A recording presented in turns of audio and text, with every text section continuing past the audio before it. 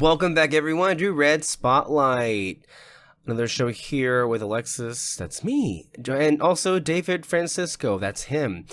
And it's another installment of our S.H.I.E.L.D. recap, rewatch, commentary series for fans who have already seen all the episodes and already know all the spoilers and want to come and talk more about it and relive the show all over again. If that's you, this is the show for you. We already have done 8. It's hard to believe. 8 episodes already of the first season. And today we're going to go ahead and react and commentate to the 9th episode called Repairs.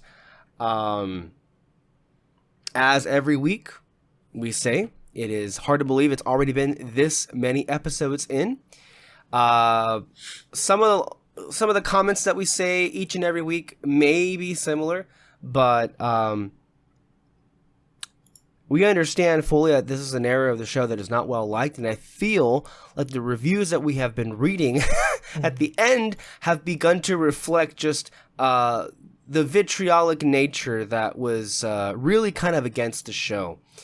And what so often is not really appreciated is what it must have been like for the people who made this show on the inside, and to see all of this, reaction coming out against a show that, quite frankly, at this point in time, the worst thing, honestly, from our perspective, that you can say about this is that at times, perhaps, it is maybe mediocre. At times, perhaps, it is perhaps conventional, a procedural, if you will. But certainly, as we have established, expectations have been shattered. And we're about an episode away from the mid-season finale, which means at the end of next episode 10, we will have finished the first half of the season, and all of the episodes that would have aired in 2013. And I think it's important to mention that because up until the point that we'll get into with episodes 10 and 11, these episodes have been airing on a weekly basis, okay? And we're actually, as we begin with every show, we're gonna, get into the comments that we received from last time that we didn't get a chance to shout out. In addition to also reminding everybody that these S.H.I.E.L.D. episodes drop every single Friday. So, and in addition to the fact that if you want the entirety of our conversation, it'll be an audio only format, which you can find on our podcast feed alongside the rest of our podcasts, which we include Red Spotlight, Quest Center, and of course Turn to Page. And if, of course, for YouTube, as you're watching it right here, you will enjoy a truncated version of it with clips of the show that'll be more of a reaction. So, why did I bring up the release schedule? Well, one of the things that we invariably will talk about on the show is how it's been performing. And I think that we're already 9 episodes in, and I think it's time to really pay attention to the precipitous decline that had already begun to plague the show in terms of its numbers. You have to understand that S.H.I.E.L.D. is a lot of things. But I think when we look back on it here in 2024, one of the things that we can look back on it as something that perhaps as maybe a relic, in the sense that it was one of the last of its breed, and that is a network television show. We've discussed the network television aspect in terms of how you can appreciate some of the novelty, some of the cliches, of course, and perhaps some of the limitations and restraints when it comes to budget and expectations. But as far as being on network television, there is this constant need to perform. With network television, you would have immediate overnight ratings, and then you would also have ratings that would come in through delayed viewing. It did debut in the era of DVRs, and that was for the first time they were becoming measurable. That way, and honestly, the DVR itself is something that all of us here who love Shield should really be like thanking every single day, because if it was not for the invention of the DVR at that point, Shield very, very well might not have made it to 7 seasons, because those diehard fans know, who were so as obsessive as I was checking in the ratings, the DVR delayed viewing figures specifically, it was always like a plus 135% increase compared to the actual overnight viewers. And unfortunately, that wasn't always measured, at least for archival purposes. I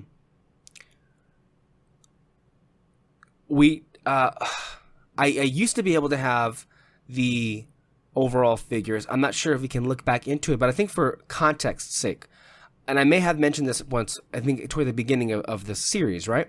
But by the end of the show's run, an overnight episode would measure about 1.5 million viewers, correct? With the DVR being added, plus the full 7 days after it debuted overnight, the actual real figure for how many people actually watched an episode would bump up to about 3.5 million viewers, which is a big difference. So that is about the data that we had to show us that, yes, people were tuning in. They just weren't tuning in on the night that it was airing. And that's why when the ratings would come back so low, the show perennially was, considered to be on the chopping block, because it just wouldn't perform as one would expect. And certainly, you would think that if the show continued to perform at 12 million viewers as it debuted, I think, for one, the whole perception of the show would be different. And I guarantee you, we talked about it last week, how the MCU was too popular to criticize and it was too successful to fail. I can guarantee you that despite the whole Collider crowd and that cabal and all the other people, it was never mentioned. And perhaps that was a kindness in its own way. But whenever it would be brought up, some of those individuals would take cheap shots. You might very well have had a different reality if the ratings were far higher and if it was a success. And those people who didn't like it perhaps wouldn't be as emboldened to kick it down anytime it came up in conversation, because we know that's how they were treating the Marvel films, with kitty gloves, and they wouldn't really go out of their way to tear it apart. Although things happen for a reason, I firmly believe that way. And again, if the show had somehow remained as popular, 2 things would have happened. Marvel would have been far more invested, and you would have had more tie-ins, which is what people wanted out of the show. But Jed Whedon and Marissa Tancharoen and Jeff Bell and Jeff Bell and Jeff Loeb's whole, I think, creative control over the show would have been lost completely. And that's not a compromise I think I would have really cared for, because I love the show the way that it is. Were there missed opportunities? Of course there were. Were there things that weren't great in the long history of the show? Yes, that's true. But I honestly wouldn't change it for the world, and we have to keep that perspective in mind. But as to the point, I also wanted to correct some errors. David, if you will grant me here, we're 9 episodes in, and I'm not sure that we've given credit where credit is due. We understand that in the world of television, the writing is far more, the writers are treated as directors, and the directors are treated as writers.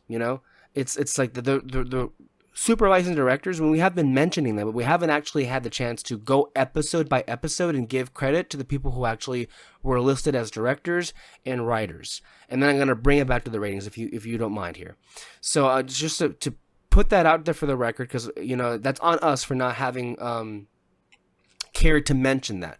But I think for the pilot, it was pretty evident that it was directed by Joss Whedon, and it was written by Joss Whedon, Jed Whedon, and Marissa Tancharoen. Episode 2084 was directed by David Straighten, and it was written by Marissa Tancharoen, Jed Whedon, and Jeffrey Bell.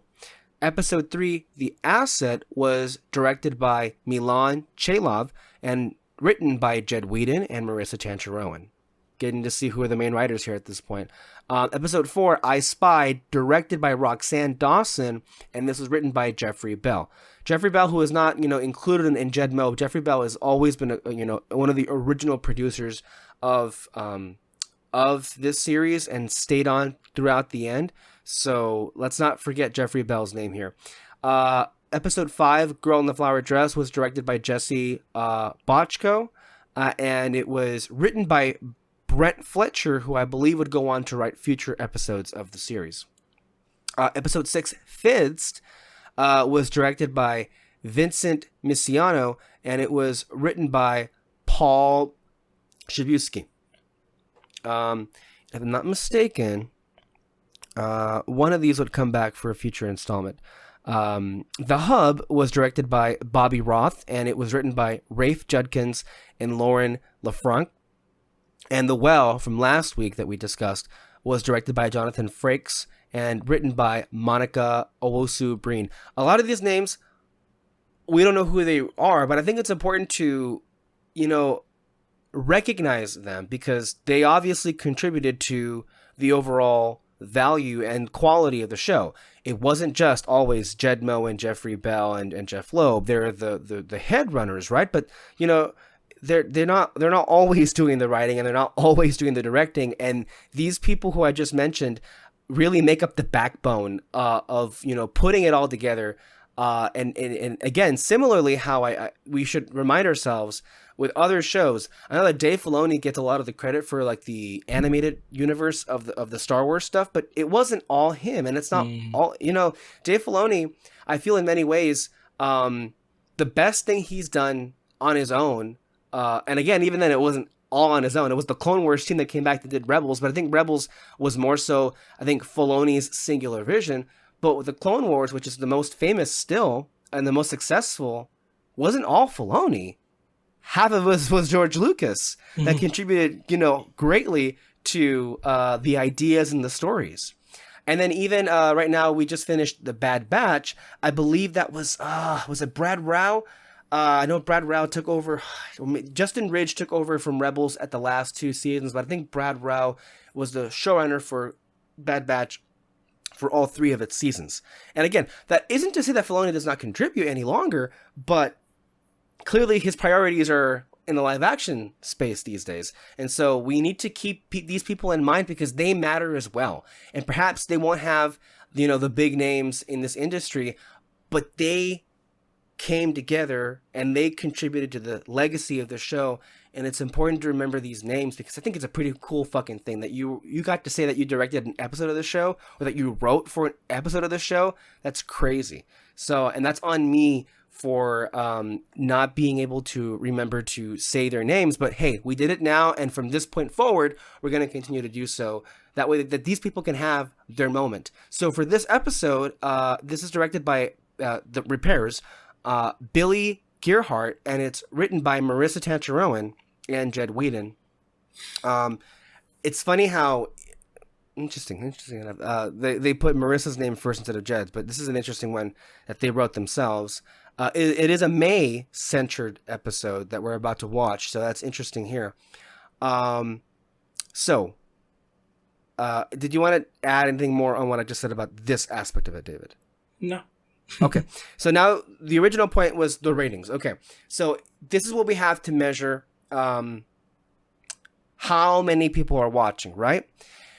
And, let's look at it. As mentioned, in episode 1, it debuted with 12.12 million viewers, a smashing success, especially at that point.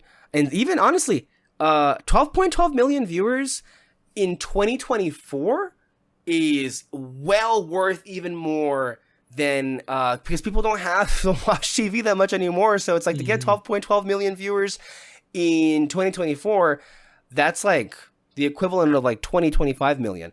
I think like in 2013's cachet, perhaps 12 million might as well have been like 18, 20 million, honestly, in those times. I think for reference sake, 12.12 million viewers might have even been more. I think that's more people that watch that show than watched, let's say, the Golden Globes recently, I think, which is a big international audience, mind you. So interesting to keep in mind. For episode 2, this is what's interesting. And again, these aired weekly. There were no double episodes or double airings at this point in the show. Then we went to episode 2, and it dropped to 8.66 million viewers. So I feel the pilot is still one of the stronger episodes that we've had in this bunch that we've watched. And yet, there was enough of a backlash, or the pilot was enough to repel some people to not come back. So that's a drop from 12.12 to 8.66. That's sizable. Then from 2 to 3 in the asset, it dropped from 8.66 to 7.87. And literally, it continued to fall. So episode 4, I Spy, 7.85. Episode 5, Girl in the Flower Dress, 7.39. Episode 6, Fidzed, 7.15. And then episode 7, The Hub, 6.67. Episode 8, The Well, 6.89. A modest increase in viewership because they were promoting the hell out of, here is the tie-in with the Dark World. So I can imagine that probably was able to notch it up a little bit, but as you can see from that figure, not much at all. I think what we can clearly tell is a lot of people were not in the mood for what the show ended up being. They felt like they were promised something else. All the while, the pundits in the YouTube space were crapping on the show every single week, on top of the fact that the overall smell that was coming off of this show was that it was kind of a failure, maybe Marvel's first big failure. And I think when you combine all of that, it's translating literally to those numbers right there. I mean, there's a sizable audience that's staying, but at the same time, there are people who are fleeing. Because look at this. Episode 8 is at 6.89 million viewers, right? That's about, if I'm not mistaken, David, half of the viewers that watched the pilot, right? Yeah, pretty much. That's bad. Like that's bad.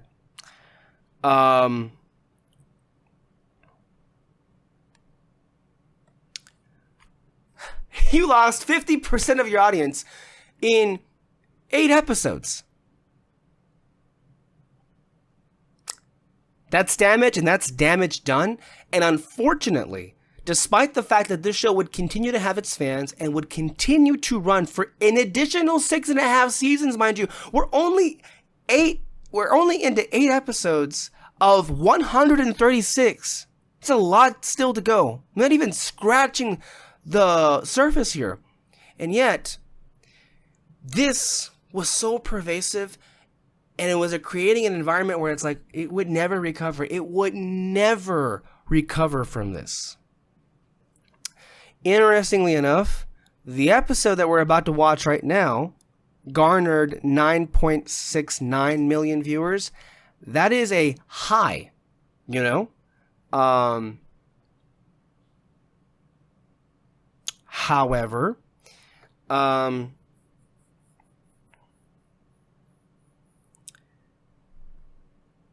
what's it called here, my friend? It is a high, but it wouldn't last very long. Because the following week with episode 10, it would go back down to 6, and that's all she wrote. It would only just get down from there. So I wanted to open up the show to keep that in perspective, just in case people felt that we were neglecting that aspect. But I think those ratings are also giving a lot of these critics that we've been reading at the end of the episodes license to just go ahead and beat up the show more, because they're seeing that, oh, okay, it ain't that successful, so I can go ahead and rip it apart. See how that works? See how it works? So, yeah. So, with that being said, shall we get into comments? Oh, there was some controversy apparently. Oh, some dumb controversy. Sky made some comments about the Hindu god Vishnu being an alien, and people got upset. It was in that conversation when they were talking about, like, you know, other deities that could be aliens, because people couldn't perceive of aliens. Okay, whatever.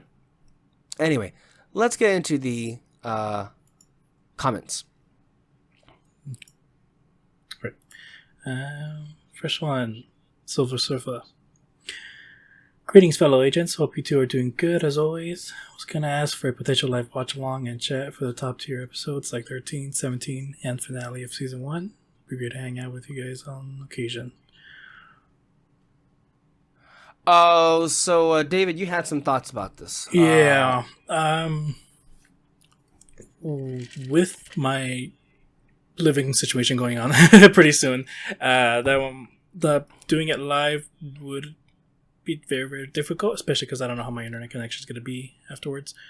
But what I did think about doing was doing like a premiere type of thing, where basically just kind of like do as a countdown, like everyone can watch along and comment as the video goes on. I thought about doing that. The only thing though that we're kind of debating is whether or not I should do it like uncut, so like people can actually like watch the episode and then basically hear it, or should I still just cut it down? So that's the one thing that's debatable. So I don't know. Yeah, I wonder how. Basically, the answer to that question is yes. We've had discussions about this. We're trying to figure out how to make it work. Mm-hmm. You know, the way it works for us and the way that it works with what you want. We're not necessarily sure quite yet about what to do, but thank God we're still a bit a ways away from that happening. I know that perhaps they were talking about, like, for big episodes to do that. Sure. But we need to figure it out. And we have, of course, David's situation is about to change quite dramatically, so that there's a lot of variables that remain in the air because of that. Other comments? There's a dark side of the same person, sorry. There's a dark side of S.H.I.E.L.D. We see Assassin, who was in Tahiti Project in the fantastic episode season 2, episode 7, Writing on the Wall. And it's implied that Ghost from Ant-Man and the Wasp was also from the same division.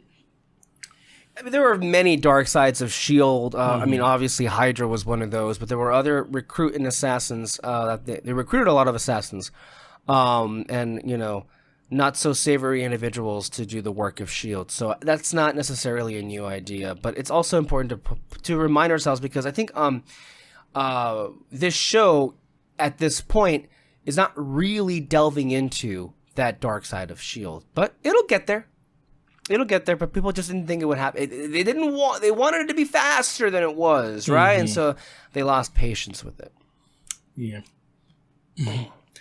Gary Marshall said, despite what the critics thought, I really enjoyed this episode. The working title was The Sandwich Incident. Granted, the plot of the week was not that gripping, but the real joy of this episode was the partner swapping. It was great to see the skeptical Fitz excel in the field, whilst the eager Simmons bombed when asked to lie.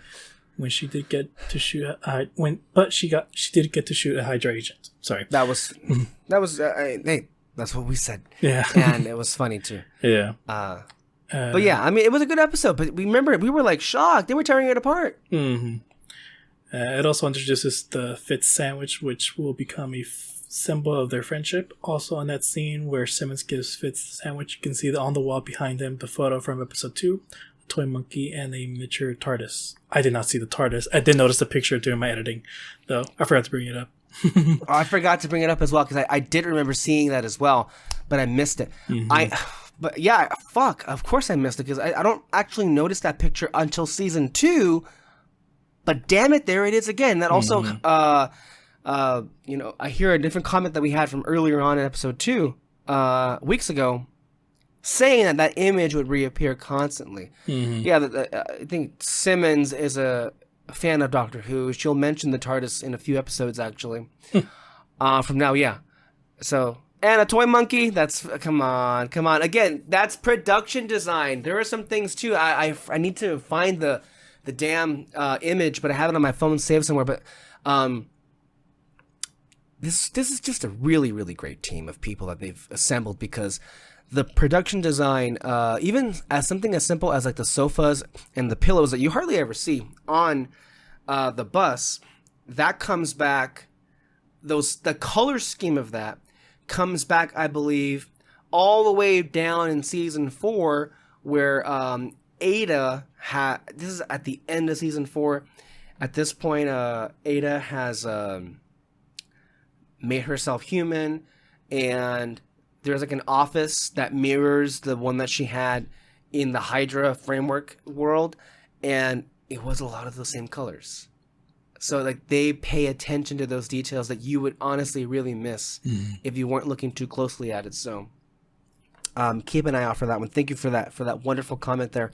Also, the sandwich will come back in season 2. So I love how they only the hardcore fans would notice this stuff. So, and I think it adds more fun stuff for us to talk about. For sure. What else do we got? The bloopers and deleted scenes would be a fun watch. There is a fun deleted scene from this episode of Simmons going to May for help, which I just watched.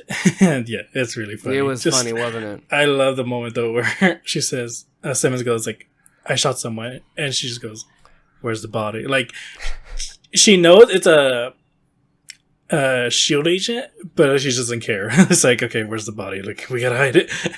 That's so funny. May's always the one you'd go to in those situations. Like, she'd know exactly what to do. Yeah. And then Jack Dub says,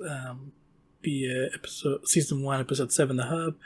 Season 4, episode 4, Let Me Stand Next to Your Fire. Practically all of season 4 is Agents of Hydra Pod.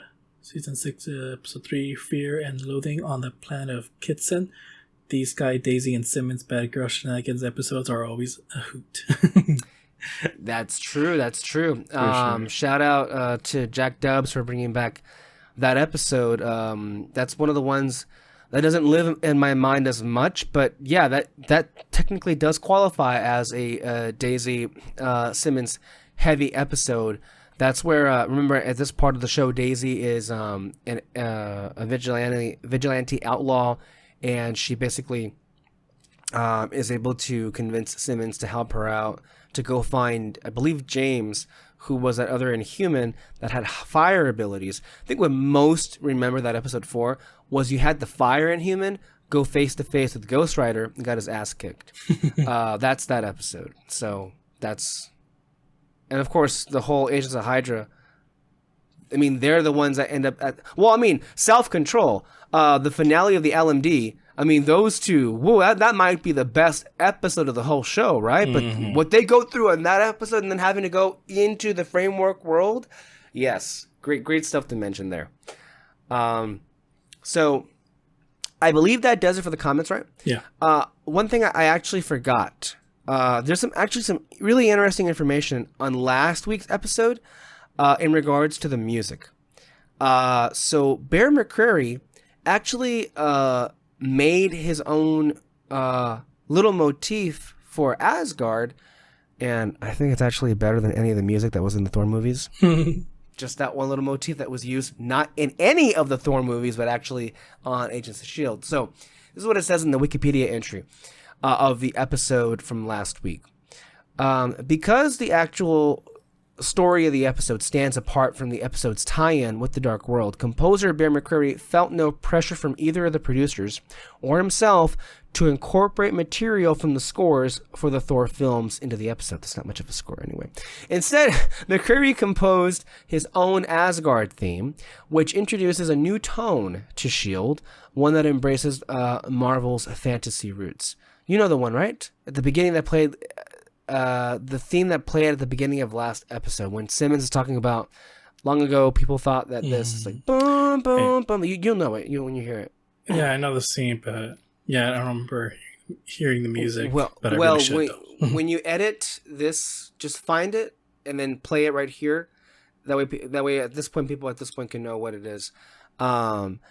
McCreary wrote the theme as an old fanfare, a melody that captured the majesty of Asgardian nobility. But because of the more grounded nature of the series and the fact that the theme was often needed for quiet dialogue scenes, while the Randolph character recounted Asgardian legends, McCreary often just used the essence of the theme in the episode. So it wasn't overly used. It was more so in the background is what they're saying. So it's interesting stuff on the music. More on, let's see here.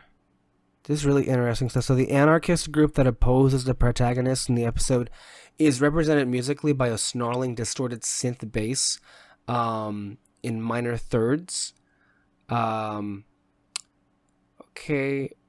And then there was evidently, he didn't consider it a theme, but there was a ward choir track that it does function thematically because it reoccurs with each flashback. So so some other music that he made that perhaps wasn't as noticeable because it really didn't come back. It was really used in that episode.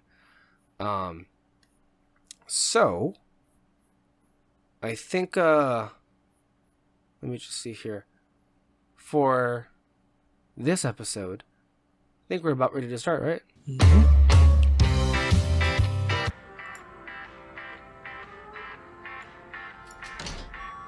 All right. That music threw me off a little bit. I'm like, but yeah. Hey, David, how much do you remember about this episode? I think nothing. Nothing? Yeah. Oh my god. I should ask that every single time we do one of these. Like, how much do you remember? So you don't know what the hell this is.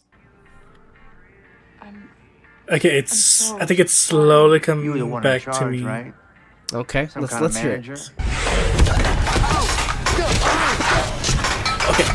Okay, I think I remember now. Yeah, there was some accident. She gets blamed for it a lot, but okay, obviously, yeah, there's something haunting her. Yeah. Did they? I do not feel bad for this guy right here, by the way. Yeah. I don't know. You don't go after a person like that. Mm-hmm. And then he wouldn't even let her leave. Like, it's one thing to to hate her for I guess for supposedly what happened, but like he was like going a step too far. Mm-hmm. So no sympathies at all.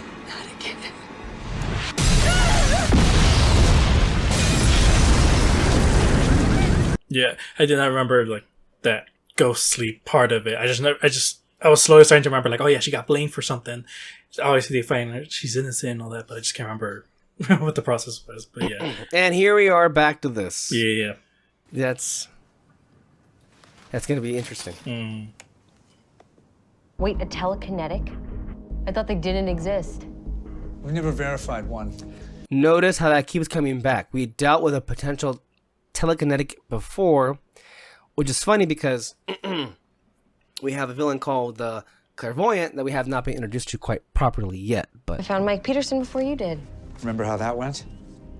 This is a chance to see how it's done when it's done right.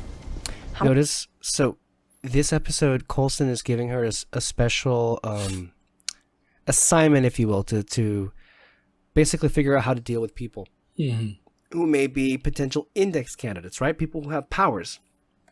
And what's interesting is because, again, they're not really aware of this now, but ultimately, remember that she, in time, will basically lead a division to where her job is to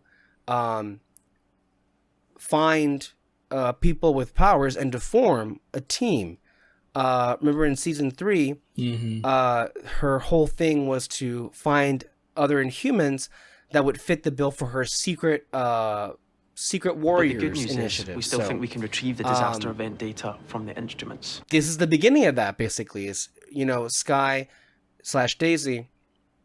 figuring out how to deal with people of powers. And of course, I'm not even sure at this point they realized one day she would become one of those individuals. Again, so this is she already knows at the index here, and Magnets to fire billions of subatomic particles into their antiparticles at the speed of light to create miniature Big Bangs, so it seems like a good place to start.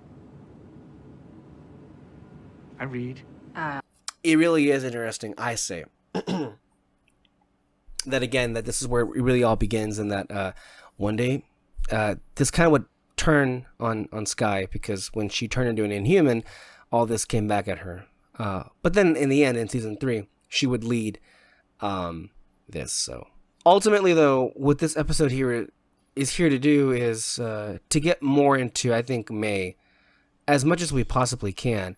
Although not really entirely, because I think a good deal of this episode is actually spent with Sky interacting with this woman, and then also Fitz and Simmons are pulling pranks.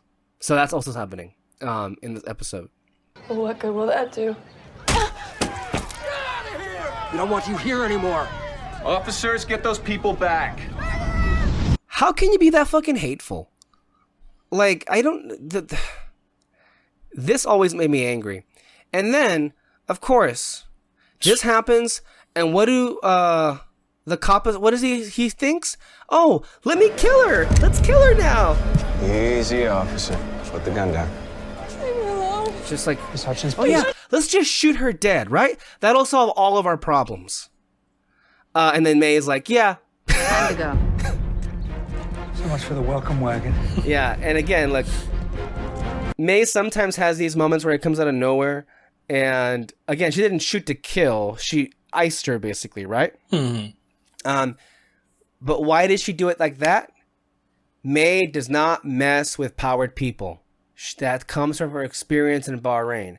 If she sees the opportunity to, like, take them out or stun them and get the fuck out of here, that's what she's gonna do. Also, David, pay special attention to what's happening here and see if you see anything that you recognize. You know, that's the one drawback of graduating 3 years early. We never got to pull any freshman pranks on anyone else. Well, mandatory, really. Why not give her the Force Shield Academy experience? Information data uploaded. Let's get going. Yes, sir. Also, I just noticed the color of the little drones things, red and gold. Is it an Iron Man reference right there? Or? Maybe. But I think you missed it, didn't you? Yeah, I had no idea which was it. The name or the? You didn't see the agent that just spoke to Fitz? Oh no, That was Davis. no way. That was the first appearance of Agent Davis. What? I'm not even, and it's the same actor. It's the same actor. It's the same character. I think even on the credits, it's referred to as Davis. No, it's him. What? Okay. He even had a line. I'm gonna go back at the end of this episode. Maybe because he was wearing sunglasses, maybe that's what it was. But he was literally right there in front of your face. Now Davis would not be like a reoccurring presence until the 4th season. But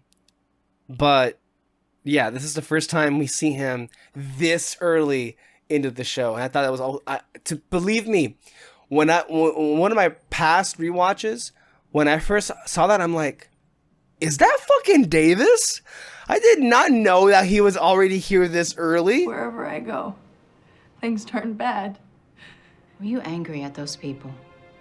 You have to understand again that May didn't just experience people with powers, but she experienced powers that couldn't be explained and really fucked with her mind before even having to kill Katya. So it's like at this point, from that point going forward, she doesn't fuck with her to the point where she probably is a bit trigger happy. Let's be honest, because of that experience. This is the first episode, I think, that actually suggests things of that. But again, we're not quite getting into that yet until season 2. And I suspect that in the reviews, people are going to attack that when we read them at the end of this episode. Things got out of hand. May sorted it out. She's the cavalry. Where does that name come from anyway? At You this don't point, know. very clearly, Sky doesn't really have much of a relationship with May. And honestly, that's not really Sky's fault. May makes that on purpose here. So, She rode in on a horse. Hence the name. Is this real? She eliminated the enemy threat. it's funny how like Single-handedly. this episode aired November 26th, but it honestly could have been saved for like, you know how TV they do like Halloween specials, not like actual Halloween specials, but they actually have like episodes that are themed to be spooky a little bit. There's some stuff in this episode that I think gives off like spooky enough vibes where it could have been saved for an October, you know? It's all of it. She's broken. Pour over the accident site. She's a danger to all of us.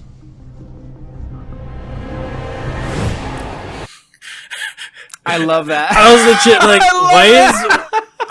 why is Ward back there like so far? Oh, is that what you thought it was? That's what I thought. Oh my god! But I wonder if you could see my face going like, what the fuck? I was looking at your face for that reason because, like, for me, again, when I first saw it, I'm like, wait, your eyes are like, what's that I'm looking at? And then the camera like focuses and then it fucking disappears. I'm like, oh shit, it's a fucking ghost! It's a fucking ghost! It's there! That was really cool. I don't. That's one of my favorite cuts of the whole show. That this episode alone is worth it just for that. Yeah, that was really cool. Well, if it went so well, why is she so squirrely about the name? Okay, hold up. What the hell? Did you see his sandwich right there? I know it's such a stupid detail, but like, he literally just had like one little scrape of mayo on the bread and put it on the sandwich. The technicians were right.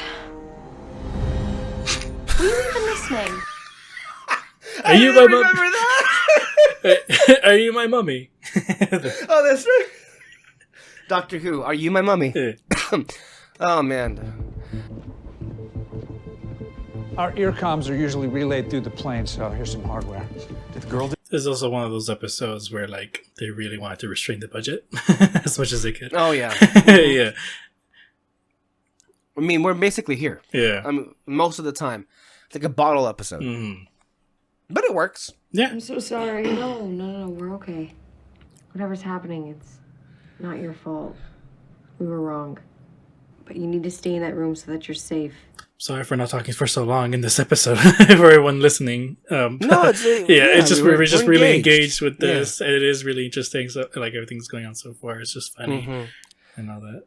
It's a nice conversation that Sky has here, and I think it gets a little insight into her past and the kind of upbringing that she had. Right here in this conversation, where she's like, she had some not so great experiences with nuns and a lot of the orphanages that she would have to spend her time at, and she felt like they were just scaring kids to, gain power and control over them. But that the part that she loved the most was that God is love. And I think really that's really who Sky is, right? It's just like she wears her heart on her sleeve. She is full of love. And I think to me, the strength of the show and the strength of this character is that she really just wants to spread her humanity out there and is really thinking of others first and foremost. And I honestly, to me, it appeals to me. And as a main heroine, that's a great quality to have. And because I knew this was who Sky always was, it always made me so confused that people would like hate her so much, and especially this quickly out of the gate. And if that's true, I don't think he would punish you for making a mistake. I think he'd forgive a mistake. And May listening to this, and you saw her react just now, especially the words that Sky just, making a mistake and forgive you for making a mistake, and the way that she looked down very much communicates to us that she's thinking about her own experiences. Again, we don't know what those are at this point in the show, but she knows what they are. And you have to understand that, for as gung-ho as May is against powered people, she still very much is like, would rather not have had to kill that little girl. And it weighs heavy on her literally every day. This ghost is a man trapped between our universe and another. Perhaps that's how all ghosts are. Interesting, of course, that I think to me, this episode might be a stronger tie-in to the Dark World than the previous episode, because the Dark World had that whole portals scene, right? Where like the convergence, as the Malekith would say, that's all he would say about the convergence, and all the portals would open up, and you had like people flying in and out of there, and perhaps that's a bit of a thematic tie-in to it, you know? But again, another example of how they're looking at the movies and seeing how they can incorporate ideas from the movies into the show itself.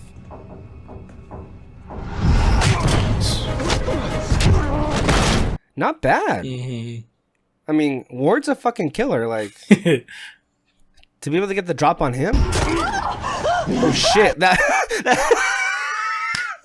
was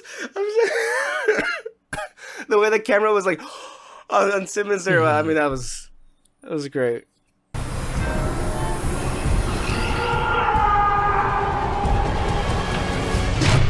Seems like a hardware issue. This is pretty good. Yeah, I really like this. Honestly, like the direction's pretty good. Yeah, I really do like episodes like this with Yeah. any like sci-fi or fantasy where it's just sort of very, very much contained and everything. Uh-huh. Like it's just you really gotta get creative. Like the writers really have to get really creative in these kinds of episodes. Mm-hmm. And it wasn't a rescue or an assault, whatever they say at the academy these days. We were the welcome wagon. And it went south.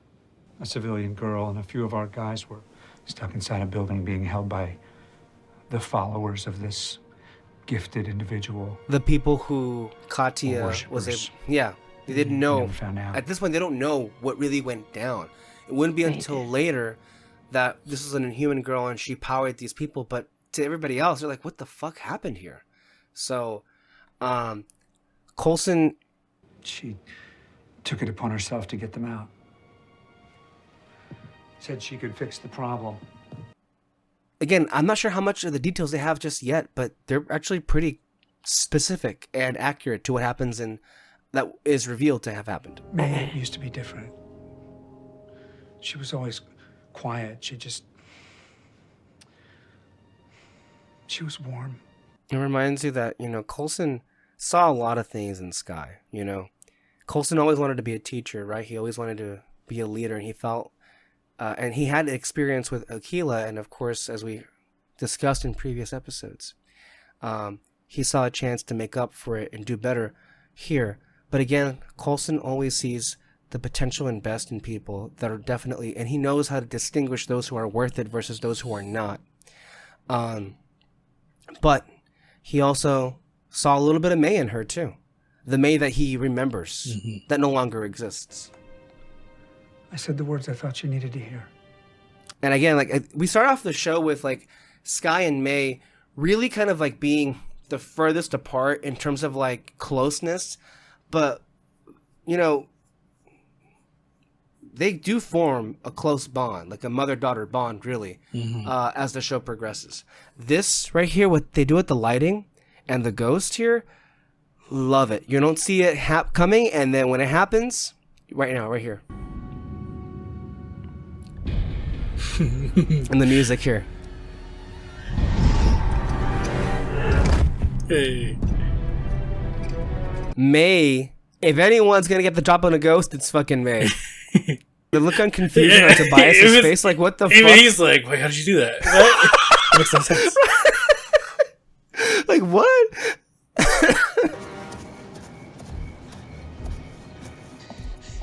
This might be the same barn we saw, mind you, for Fids a few episodes ago. So this is another example of them reusing some sets here. Because why not? You need to save money. Yeah, save money. And it's dressed differently. It's like it's at night, so you really couldn't tell unless like you're thinking about it actively. Guys! This is no time for childish nonsense like this! Pranking was your idea. Ian DeCasticker needs to be commended for all aspects of his performance as Fitz, but the creation of the Fitz scream will never not be funny. Honestly, it's so over the top and kind of girlish, but it's kind of perfect and it fits him. Like really, truly inspired screaming right there. So extra points for that. Clinging to the person you thought you could be. That's hell. And you're dragging her down with you. Again, May is talking about herself in that aspect right there. Mm-hmm. Clinging to the person you thought you could be. If you care about her, and I know you do, let her go. Let the girl go? The exact words Coulson said to her after Bahrain. You have to let the girl go, Melinda.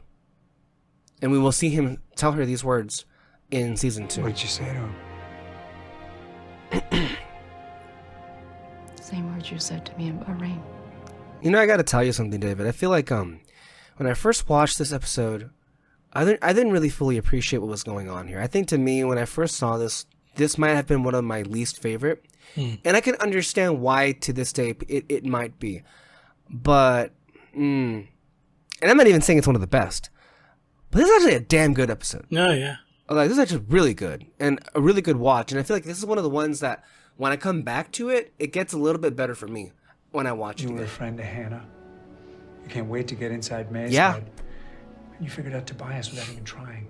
I wanted you paying close attention to the index asset evaluation and intake process, because someday, maybe you'll get to rename it. Good. Because that name is super stupid. I know. And again, like, Coulson is an amazing agent, and him basically telling Skye, look at how good you are at these things. All the while, fans are screaming, why is she just talking? Why is she so useless? Why can't she fight?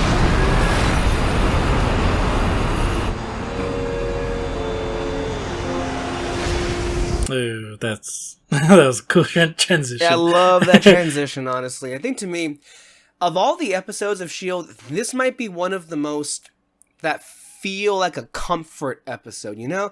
Not too much of dramatic, tragic shit happens, which will become regular later in the series.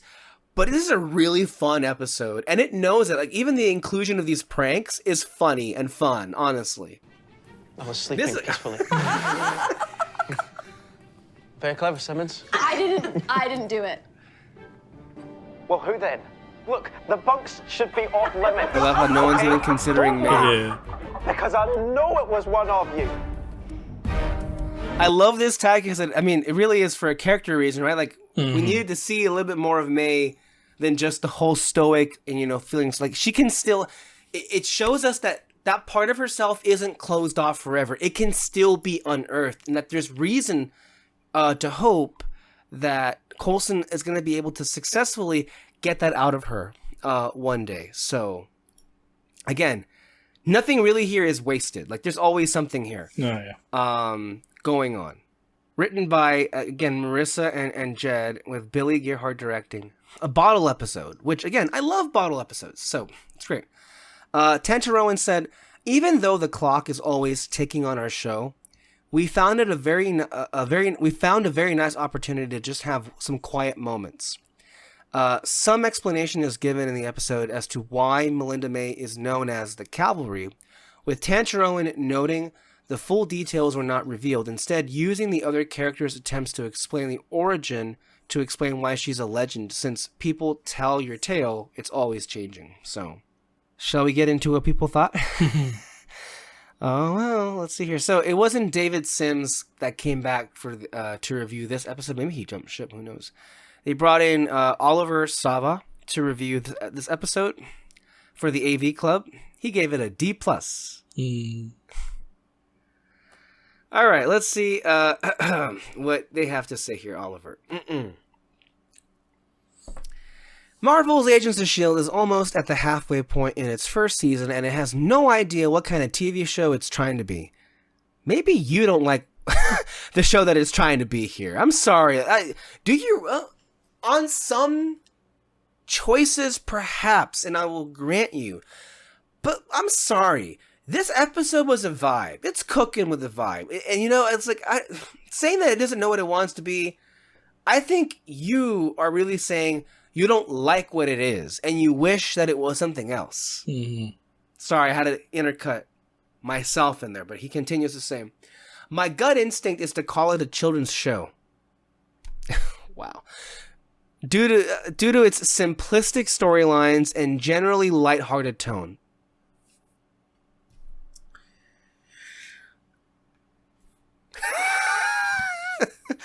Oh, man. But then there are moments like Grant and Melinda's alcohol-fueled hookup that push the show into more adult territory. This week, the team faces off against the unrequited lover of a young woman that was working on a particle accelerator, a man who gained the ability to teleport to and from an alien dimension after getting caught in an explosion when he sabotaged the accelerator to get a girl's attention. It's an exceptionally juvenile plotline for a show that is allegedly about a group of people working for the world's most powerful peacekeeping organization, and it indicates that the creative team has little interest in actually exploring the MCU on this series. I was going to grade Repairs in C territory until I remembered that showrunners Jed Whedon and Marissa Tancharoen wrote this episode. With most shows, episodes scripted by the showrunners are a good indicator of the progress being made and the direction of the series moving forward. If this is what the next half of the season is going to be like, this is going to be one rough ride. I can't speak for the larger S.H.I.E.L.D. fandom, but episodes like this are not what I'm looking for from this show. To start, the lack of an overarching storyline is absolutely killing this show. There's not even a consistent villain yet. The procedural aspect is completely uninteresting, mostly because there's very little actual procedure involved, just dumb luck and touch screen gadgets. When Tobias and the dimension hopping psychopath, when Tobias, the dimension hopping psychopath, smashed his wrench into the Fitzsimmons blue console, I cheered because maybe the team would have to actually do some sort of actual investigating. What? High-tech gadgets are cool, but things become very uninteresting when they're the primary problem solvers.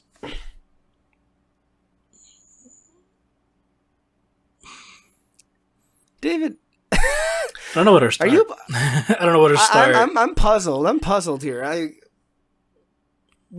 mean, please. I'm having a hard time figuring out what to pick apart first. Mm-hmm. Did we watch the same thing? Yeah. I mean, seriously, I don't know where to start. Like, complain that it's not a procedural. It is very much procedural, just kind of like a random case. That's literally every other procedural. That's kind of complaining like, what was it, Law and Order or something that, not every murder is the same or something like that. I don't know. It's just like, that makes no sense. And then, what was it, that whole villain thing? There's not a consistent villain yet. Okay, that's a dumb complaint. I would understand if there was like an overarching villain. I can understand if that's a complaint, but consistent villain, no, it's totally fine that it's not that. And usually for a lot of procedurals, you really don't get that till later on, Yeah. So that makes no sense.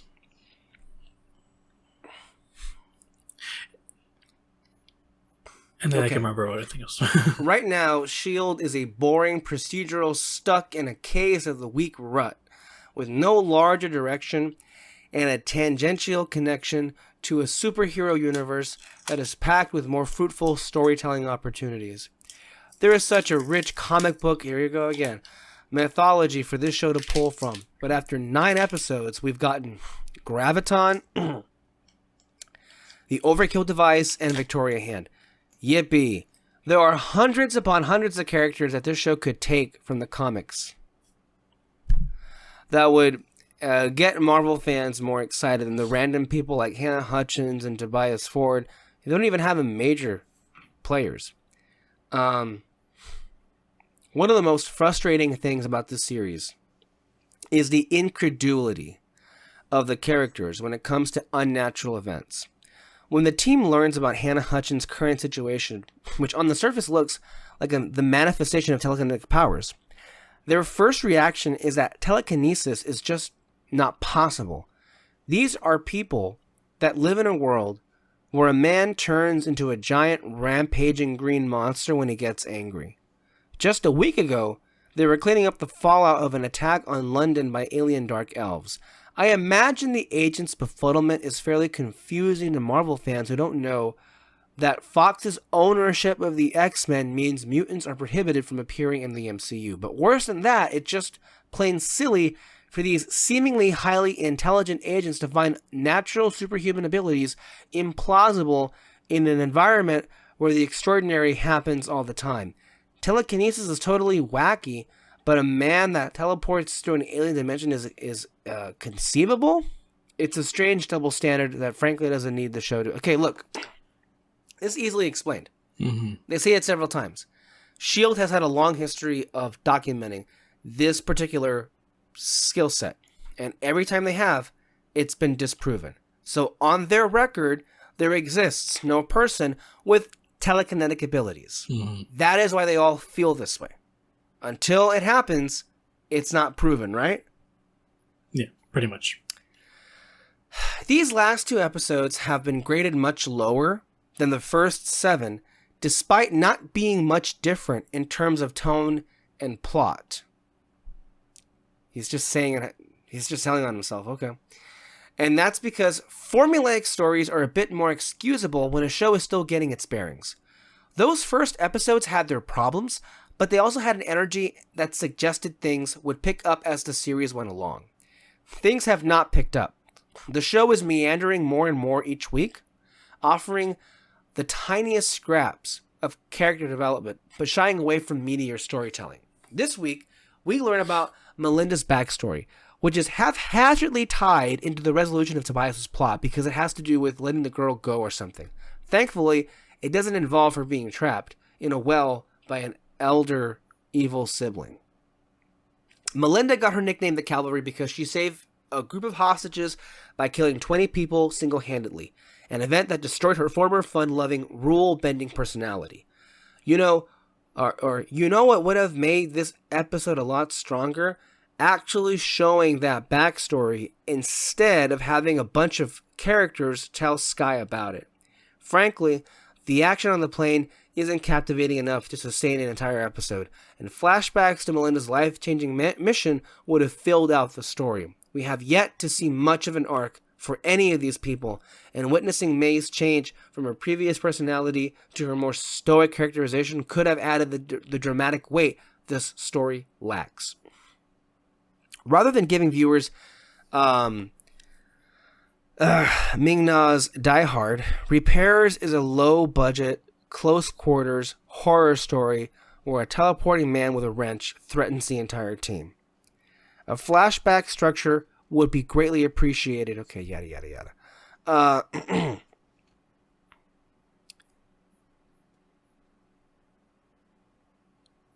The peppy music while Fitz and Simmons talk about pranking Skye gave me flashbacks to Mighty Morphin Power Rangers.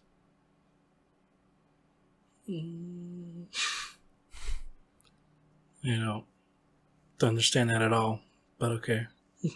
And here we go again. This is what he says. Man, Skye is so useless in this episode.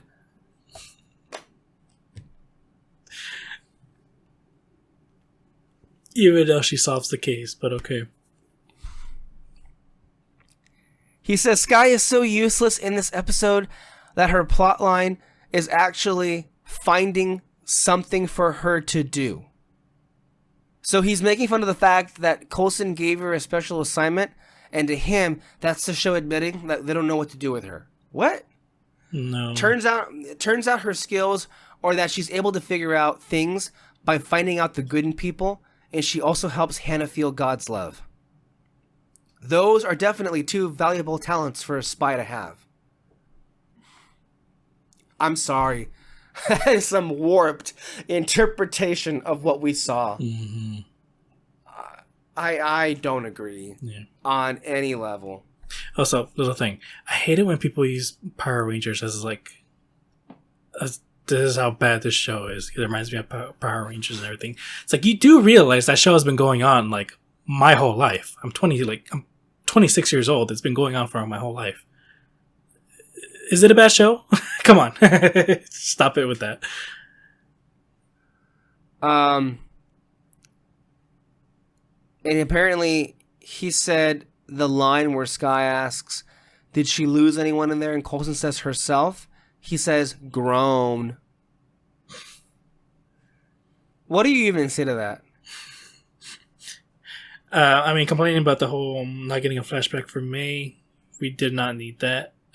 We mentioned before, they've been showing us who these characters are for these 9 episodes and everything. With the Simmons one, that really shows her who she is, that she's tries to stay calm under pressure, and I mean, it sometimes fails and everything, but even when she realizes like there's nothing to be done, she tries to put on brave face and everything. Like, that is like big for her character, and that's basically what they've been doing throughout these whole 9 episodes. May specifically is just that she is a very hardened, tough character, but can potentially be loose at some point and all that. Like, that's really it's okay that that's all you need to know about her, and that her and Coulson are very good friends. Like, you don't really need much. And I don't really think character arc, I don't know how to explain this. Like, I guess you could say, like, we don't need to know the character arcs at this point. Still early on in the season. We don't need to know, like, we don't need this moment of like revelation of like who these characters are going to become or something like that. I don't know if that makes any sense. I get it. I just noticed a comment on that review on the AV Club. It said, this series seriously needs a reviewer who actually has enjoyment of the show. This guy clearly has it out for the show. While not an A- show, it was certainly more enjoyable than a D-. Anyway, let's see to what Eric Goldman on IGN, see what he thought. First of all, see, May and Ward were totally doing it. There were some who were doubting whether that was what was meant to be inferred by the reading of last week's episode, but this week we found out, in fact, their liaisons are an ongoing thing. I continue to greatly enjoy this turn of events, and it's worth noting the matter-of-fact portrayal of this May-December pairing. If you'll pardon the pun. Usually, if there's a notable age gap in a TV show or movie, it's the guy who's older, and if it's the reverse.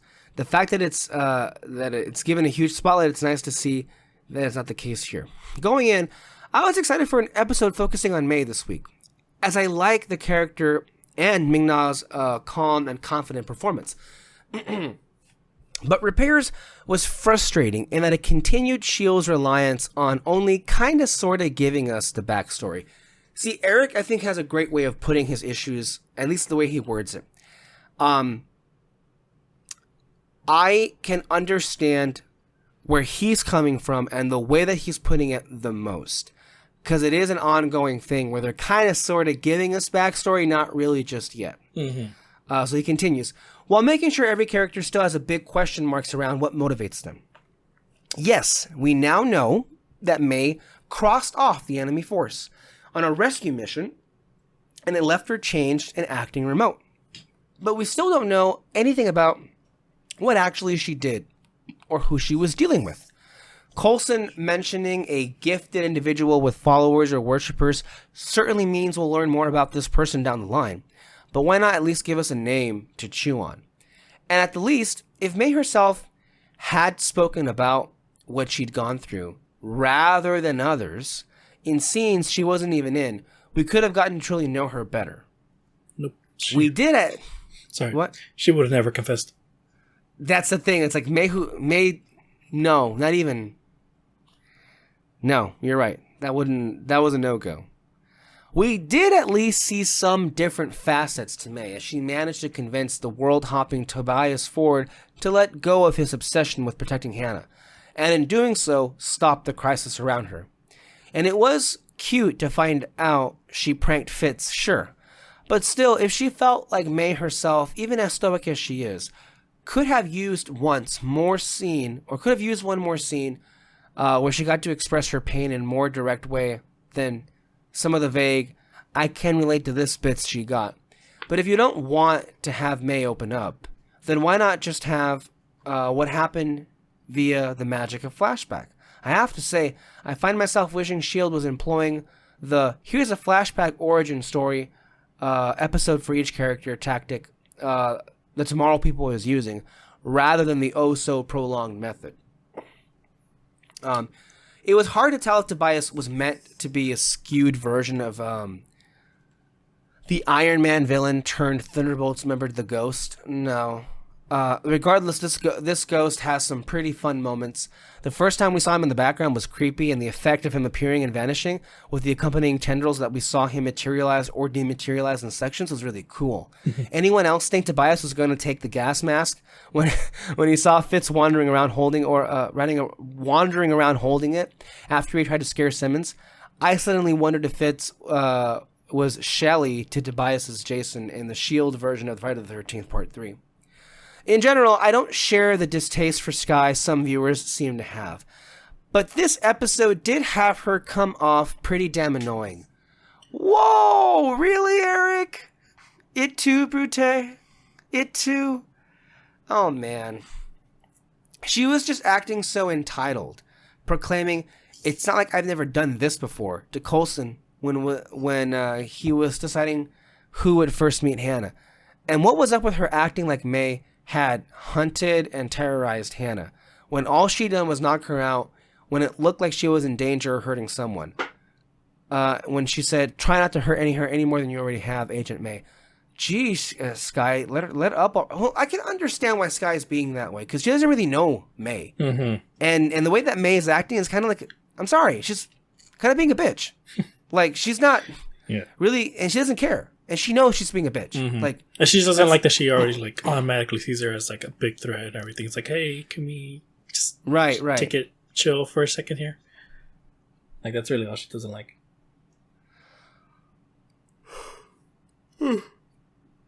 Yeah. And I must admit, Fitz's shrieking in terror cracked me up. Funny. All right. Oh, I forgot. Oh yeah. He called this episode good and rated it 7.2. Which, pretty fair. Yeah. I forgot that IGN did scores. I don't know why I didn't even go all the way down. But yeah, your thoughts on this week's reviews and then also the episode itself. The episode itself, like I said, I really like contained stories. It's just fun how creative they can try to get with these kinds of episodes. And it's always going to happen with any procedurals or just any like long form television shows. That's always going to be an episode like that. And yeah, it was fun. Like, we got to see him in a different situation, one that, yeah, they couldn't really understand what was going on, but they did. They eventually did and everything. And then Skye was technically the hero in the situation. I mean, May kicked ass and everything and let him go and all that, but she is the one that figured out, like, oh, okay, I know what's going on here. So, yeah, overall, just really fun. Yeah, I can totally get people not liking the episode. That's fine. But I don't know. I genuinely enjoyed myself. I mean, as you saw, there were moments where we were just like not talking because we were just like watching the episode.